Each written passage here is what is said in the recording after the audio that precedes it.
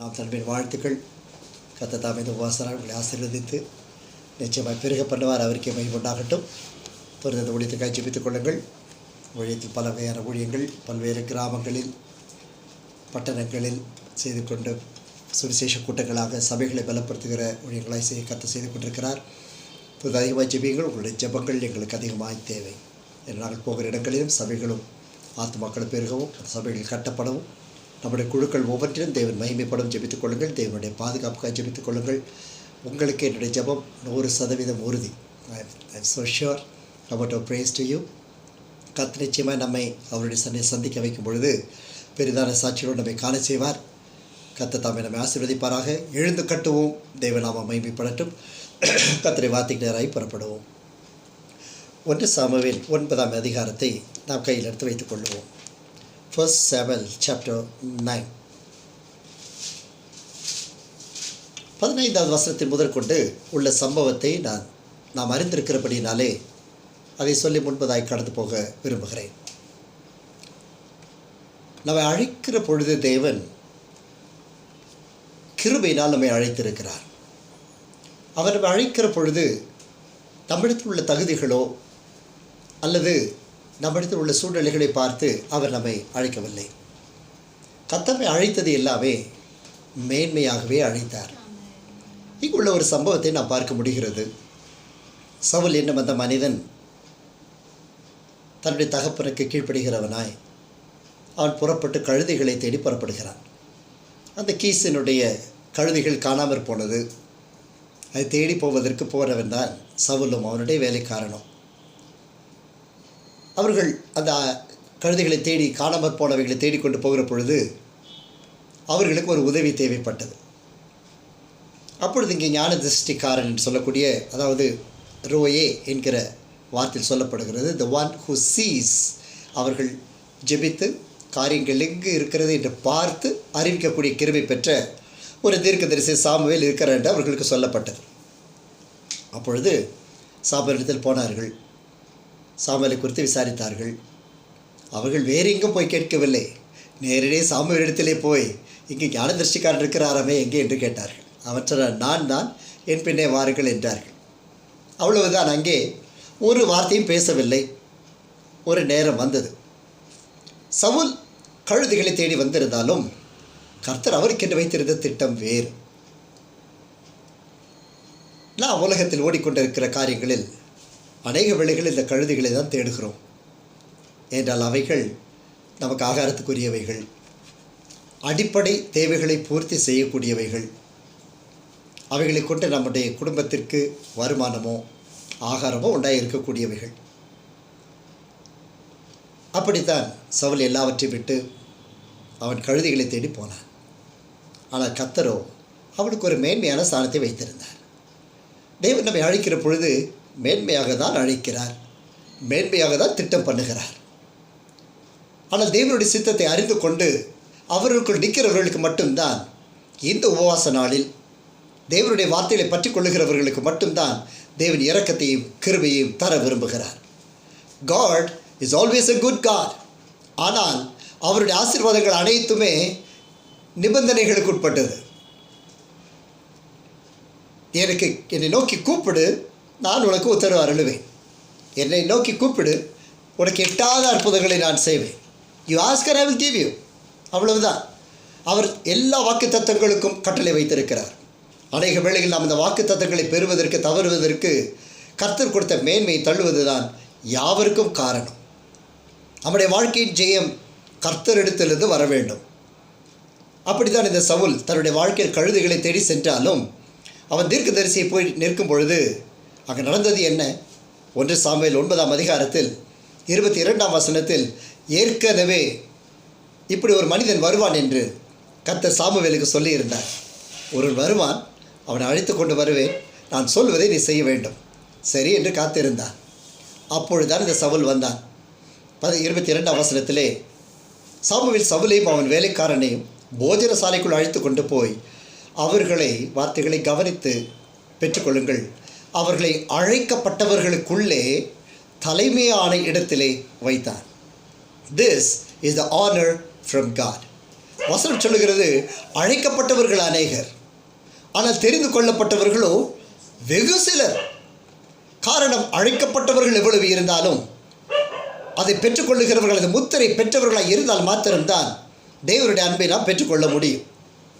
இங்கே அழைக்கப்பட்டவர்களுக்குள்ளே சவுலுக்கு கொடுக்கப்பட்ட ஒரு ஸ்தானம், தலைமையான ஒரு இடம்.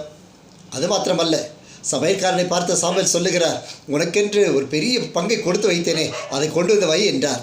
என்ன, அங்கே பெரிய அந்த முன்ன தொடை வைக்கப்பட்டிருந்தது, கொண்டு வந்து சவுலுக்கு முன்பதாக வைத்தார்கள். உன்னத ஸ்தானம். When you trust in God, when you believe in the Lord Jesus Christ, God always gives you the highest in from His kingdom. ஒரு நாளும் தாழ்ந்து போனதோ, அடிப்பட்டதோ, நொறுங்குண்டதோ கர்த்தர் தருவது இல்லை. ஜீவ பலிகளை குறித்து கர்த்தர் பேசுகிற பொழுது, ஊனடைந்ததாகவோ அல்லது முடமானதோ கர்த்தருக்கு பலியாய் கொடுக்கக்கூடாது என்பது கர்த்தருடைய கட்டளை. அப்படி இருக்க அவர் நம்முடைய பிள்ளைகளுக்கு எப்படி குருடும் கூடமுமானதை கொடுப்பார்? இல்லை, ஆல்வேஸ் த பெஸ்ட். அழைக்கப்பட்ட ஒரு இடத்தில் உன்னதமான ஸ்தலம், எல்லா அழைக்கப்பட்டவர்களுக்கு கொடுக்கிற அந்த ஆகாரத்திலும் கூட உன்னதமான ஸ்தலம். கனம் பண்ணுவது யார்? ராஜாக்களை அபிஷேகம் பண்ணுகிற ஒரு மனிதன் வெறும் கழுதை தேடி வந்துகிறவனுக்கு எவ்வளவு முக்கியத்துவம் எங்கிருந்து கொடுக்கிறான் பாருங்கள். அதுதான் அழைப்பு, அதுதான் அழைப்பு. உத்தமனாய் தேவனை தேடி நிற்கிற பொழுது கர்த்தர் தம்முடைய பாதைகளில் நம்மை செவ்வியாய் செய்து கொண்டிருக்கிறார். மற்றொரு கணமும் சவுலுக்கு கொடுக்கப்பட்டது. என்ன? 10ஆம் அதிகாரம் 1ஆம் வசனம். சாமுவேல் தைல குப்பியை எடுத்து அவன் தலையின் மேல் வார்த்து அவனை முத்தம் செய்கிறார். தம்முடைய சுதந்திரத்தின் மேல் தலைவனாய் கர்த்தர் அபிஷேகம் பண்ணினார் என்று சொல்லி அபிஷேகம் செய்வது யார்? சாமுவேல். வராமேன் சொல்லுவோமே. சாமுவேலுடைய கரம் கர்த்தருடைய கரத்திற்குள் அடங்கி இருந்தது. தைலத்தை ஊற்றுகிறவனோ சாமுவேல், வார்த்தையோ கர்த்தர் அல்லவோ உன்னை அபிஷேகம் பண்ணினார். உயர்ந்த ஸ்தானம், உயர்ந்த அபிஷேகம், உயர்ந்த வல்லமை, உயர்ந்த பொறுப்பு.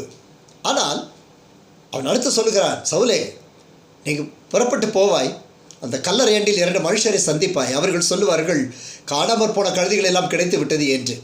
நீங்கள் ஆண்டவரத்தில் வருகிற பொழுது நீங்கள் தேடி வந்த கழுதைகளை தேடாமலே கர்த்தர் கொடுத்து விடுவார். ஆனால் அது தேவனுடைய கழுதையாக இருக்கணும். வராமே சொல்லுவோமே, நம்ம கழுதைக்கு ஊர் கழுதைக்கு வித்தியாசம் இருக்குது. நம்ம கழுதை எஜமானுடைய முன்னணி அறியும், அந்த கழுதையாக இருக்கணும். அது நமக்கு கொடுக்கப்படும். சவுலுக்கு ஒன்று புரியவில்லை. அவன் பார்த்து கேட்கிறான், சவுலையா, நான் வெறும் சிறிய ஒரு சாதாரண ஒரு எளிய குடும்பத்தில் பென்யமீன் கோத்திரத்தில் பிறந்தவன், இவ்வளவு பெரிய வார்த்தையெல்லாம் ஏன் எனக்கு சொல்லுகிறீர்? ஏனென்றால் அவனை கனம் பண்ணுகிறவர் கர்த்தர், அவனை அழைத்தவர் கர்த்தர். ஏன் சவுலை கர்த்தர் தெரிந்து கொள்ள வேண்டும்? ஏன் கர்த்தர் உங்களை ஒரு சிறிய ஜெப ஊழியம் செய்வதற்கு அழைக்க வேண்டும்? ஏன் ஒரு சிறிய ஊழியத்தில் கொண்டு வந்து உங்களை நிறுத்த வேண்டும்? காரணம், அவர் நமக்குள் வைத்திருக்கிற வாஞ்சையும் நம்மில் வைத்திருக்கிற தேவ சித்தம். அந்த சித்தத்தை அறிந்து கொண்டால்தான் மேன்மை. அதே சவுல் ஏன் அவன் ராஜாவை அபிஷேகம் பண்ணப்பட்டான்? அவன் நல்ல குணமுள்ளவனாக இருந்தான். 9ஆம் அதிகாரம் 5ஆம் வசனத்தை வாசிக்கிற பொழுது, தன் தகப்பன் கழுதைகள் மேலுள்ள கவலையை விட்டு நமக்காக கவலைப்படாதபடி திரும்பி போகலாம் என்று வேலைக்காரர்கள் சொல்லுகிறான். அவனுக்கு தன் குடும்பத்தின் மேல் நல்ல ஒரு பொறுப்பு ஞானம் இருந்தது. வராமல் சொல்லுங்களேன். கர்த்தரை பார்த்தார். கழுதைகளுக்காக ஓடிவிடும் என்று அவன் கழுதி பின்னால் ஓடி இருக்கலாம், திரும்பி போனால் என் தகப்பன் திட்டுவார் என்று இருக்கலாம். இல்லை, ஒரு ராஜாவை அபிஷேகம் பண்ணப்படுகிறவன் தன் தகப்பனுடைய அன்பிற்கு கீழ்பட்டு இருந்தான். வராமேன்னு சொல்லுங்களேன். கர்த்தர் அப்படிப்பட்டவர்களை அழைக்கிறாருங்க. திரும்பி போனார், கழுதை எனக்கு வேண்டாம். அப்போ கழுதை விட்டுட்டு நமக்காக கவலைப்பட போகிறாங்க. நோ, நான் அதை அலோவ் பண்ண முடியாது, நீ வா, நம்ம திரும்பி போகலாம். இந்த வார்த்தை தான், தகப்பனுடைய கீழ்ப்படுகிற அந்த வார்த்தை தான் வேலைக்காரனிடத்தில் கிரியை செய்தது. ஐயா, நீ சொல்வது உண்மைதான், ஆனால் பக்கத்தில் ஒரு தீர்க்கதரிசிக்கார போய் பார்த்துட்டு போயிடுவாங்க. He was a wise man. Saul ஞானம் நிறைந்த மனுஷன். எந்த ஒரு கழுதைக்காக குடும்பத்தை விடவில்லை. ஒரு காரணம். அப்படி 7ஆவது வசனத்திலே அந்த வேலைக்காரனை பார்த்து சொல்லுகிறான், சரி, நாம் போனாலும் அந்த மனுஷனுக்கு எண்ணத்தை கொண்டு போவோம், நம்முடைய பைகளில் இருந்த தின்பண்டங்கள் செலவழிந்து போயிற்று. பாருங்கள், ஒரு தீர்க்கதரிசியை பார்க்க போகிறோமே, கொண்டு போகத்தக்க காணிக்கை நம்மிடத்தில் ஒரு தேவ மனிதத்தில் போகிறோமே. பாருங்கள், முதலாவது குடும்பத்தை கீழ்ப்படுத்தி கனப்படுத்துகிறவன். அவன் ஒரு இருந்திருந்தால் அவன் வீட்டில் உள்ள ஆகாரமே அவனுக்கு போதுமா இருக்கும். நம்ம தமிழில் சொல்லுவோம்ல, இந்த 4 தடவைக்கு கால் மேலே கால் போட்டு உட்காந்து சாப்பிட்லான்னு. அவ்வளோ வசதி அவனுக்கு இருந்தது. ஆனால் அப்பா சொல்லிட்டாருன்னு கிளம்பிட்டான். இப்போ அப்பாவுக்காக திரும்ப பார்த்தான். ஆனால் ஆண்டவர் இந்த கீழ்ப்படி குணத்தை பார்த்து தான் அவனுடைய திட்டத்தை நிறைவேற்றுவதற்கு வேலைக்காரன் மூலமாய் பேசினார். அப்பொழுது இவர் சொல்லுகிறார், அடுத்து கவனித்து பாருங்க, தேவ மனிதர்களை கனம் பண்ணுகிற ஒரு இருதயம் அவனுக்கு இருந்தது. ஆமென் சொல்லுங்களேன். He obeyed his father. He also wanted to honor the servants of God. அவன் சொன்னான், ஐயோ நம்ம சாப்பிட்றதுக்கு வச்சுருந்தது கூட இல்லையே, அதை கூட கொண்டு போய் அவருக்கு கொடுக்கறதுக்கு ஒன்றும் இல்லையே. அப்போ வேலைக்காரன் சொன்னான், நீ கவலைப்படாத, எங்கிட்ட இருக்கிறத கொண்டு போகலாம் என்று சொல்லி கொண்டு போனான். 3வது அவனிடத்திலிருந்த குணம் என்ன? 21வது வசனத்திலே அவன் கேட்கிறான், ஐயா சாமுவேல் ஐயா, இஸ்ரவேல் கோத்திரங்களில் மிகவும் சிறிதான பென்யமீன் கோத்திரத்தான். இந்த குடும்பங்கள் கோத்திரத்து குடும்பத்தை எல்லாவற்றிலும் அற்பமான குடும்பம் என்பதை அறிந்து தேவனை அபிஷேகம் பண்ற வார்த்தை நீர் சொல்லலாம் ஐயா. என்னங்க அடையாளம்?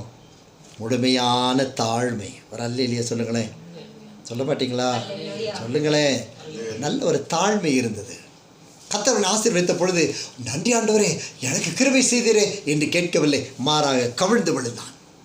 அவன் சொன்னான், ஐயா நான் சிறிய கோத்திரத்தான், உன் குடும்பம் சின்னது, உன் ஊழியம் சின்னது, உன் அழைப்பு சின்னது. Your family is very small. Be humble with your family. அவற்றில் தாழ்மை இருந்தது. He was humble. நடந்தது என்ன? நாட்கள் போனது. கர்த்தர் ராஜாவை அபிஷேகம் பண்ணினார். நாட்கள் 2 வருடம்தான். அவருடைய வாழ்க்கை சொரிக்கவில்லை, சோபிக்கவில்லை. காரணம், அவன் தேவனுக்கு கீழ்ப்படியாமல் போனான்.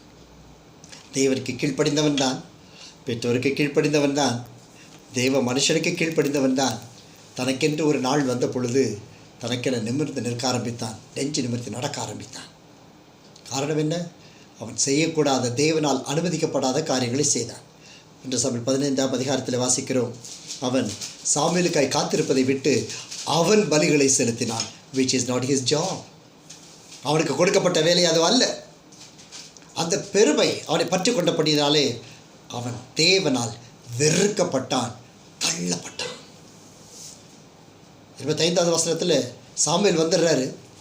சாமுவேலை பார்த்து சொல்கிற, சாமுவேல் ஐயா நான் என் பாவத்தை மன்னிச்சு கர்த்தரை பணிந்து கொள்ளும்படி என் கூட வாங்கன்னு கெஞ்ச ஆரம்பிச்சிட்டான். துணிகரம். எங்கே ஏன் துணிகரம் வருது? தாழ்மையாக இருந்தவனுக்குள் ராஜரிகம் வந்தவுடனே பெருமை. கழுதுகளை குளிப்பாட்டி கொண்டிருந்தவனுக்கு இன்றைக்கு 4 பேர் அவனுக்கென்று தாதிமார்கள் குளிப்பாட்டி அவனை பராமரிக்கிற ஒரு ராஜரிகம் கிடைத்தது. கழுதைக்கு பின்னால் தேடி போனவனுக்கு எனக்கு கூப்பிட்டா கழுதை வந்து நிற்கிது, குதிரை ஓட்டம்லாம் வந்து நிற்கும். அதிகாரம் கொடுக்கப்பட்ட பொழுதோ தன் கர்த்தர் கொடுத்த கனம் அலட்சியம் பண்ணப்பட்டது. துணிகரமாய் தேவனுடைய ஆலயத்திற்கு போனான், துணிகரமாய் பலிகளை செலுத்தினான், தேவ கோபத்திற்கு உட்பட்டான். இதுதான் சாபத்தின் ஆரம்பம். ஓடி வந்து சாமுவேலுடைய காலை இறுக பற்றி கொண்டான். சாமுவேலே ஐயா நான் போகல, தயவு செய்து வாங்க. அவன் சொல்ல, இல்லை நான் வரமாட்டேன், நீ கர்த்தருக்கு விரோதமாய் துரோகம் செய்தால் என்ற அந்த கசப்போடு அந்த தீர்க்கதரிசி புறப்பட்டு போறார். உடனே ஓடி போய் அவன் பிடிச்சி இழுக்கிறான். சாமுவேலுடைய பலத்துக்கு இந்த ராஜாவோட பலன் ஈடு கொடுக்க முடியலை. அவன் பிடிச்சிருந்த வஸ்திரங்கள் அவன் ட்ரெஸ் அப்படி கிழிஞ்சு போச்சு. தீர்க்கதரிசி ட்ரெஸ் கிழிஞ்சு போனது. உடனே கர்த்தர் சாமுவேல் இடத்தில் இறங்கினார். 28வது வசனம், சாமுவேல் அவனை நோக்கி, கர்த்தர் இன்று உம்மிடத்தில் இஸ்ரவேல் ராஜ்யத்தை கிழித்து போடுவார். முடிச்சிச்சுங்க. எவ்வளவு துணிகரமாய் தேவனுக்கு முன்பாய் நின்று விட்டு தேவனிடத்தில் பிறகு நாம் கவிழ்ந்து போட்டாலும் அந்த ராஜரீக மேன்மை அவனுக்கு தள்ளப்பட்டது. தள்ளப்பட்ட போது சவுலுக்கு என்ன நம்பிக்கைன்னா, இவர் தீர்க்கதரிசி தான், இவர் சொல்கிறதெல்லாம் நிறையா உண்மை இருக்காது.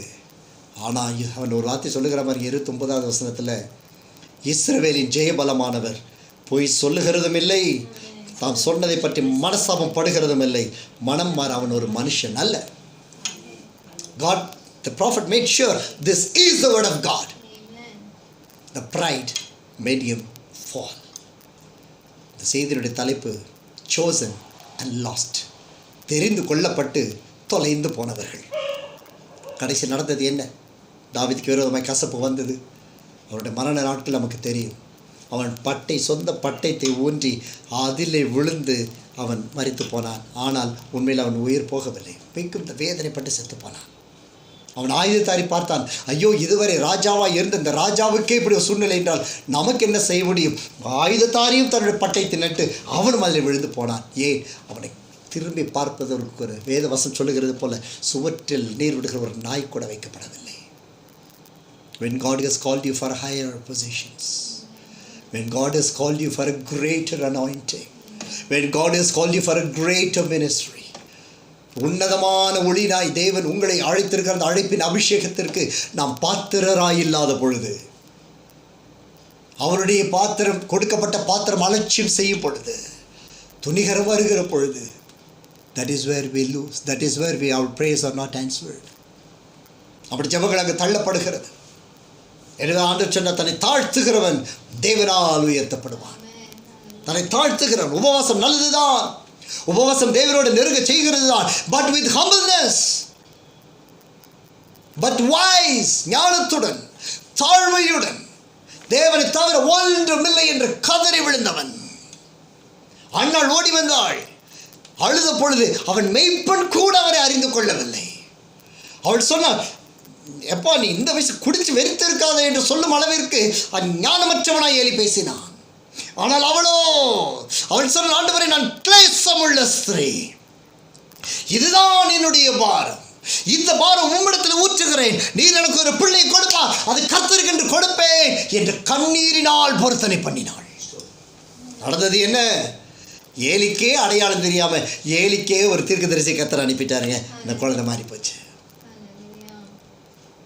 தாழ்மை, உண்மை, அர்ப்பணிப்பு, கீழ்ப்படிதல், தேவனுக்கு என்று காத்து அவர் சொல்வதை மட்டும் செய்கிறவனுக்கு தான் தேவனுடைய ராஜ்யம் சுதந்திரம். தேவத்தை கேள்வி கேட்க முடியாது. Why you are not doing this? God is not our servant. He is an almighty God. Amen. Hallelujah. We just have to obey. கீழ்ப்படிதல் மட்டும்தான் தேவனுடைய மகிமை நமக்கு கொண்டு வரும். உன்னதமான தேவன் அவர். ஆனால் அன்பின் சொரூபி அவர். அன்பை வெளிப்படுத்துவதற்கு தான் தன்னுடைய சொந்த குமாரை நமக்கு என்று கொடுத்து விட்டாரே.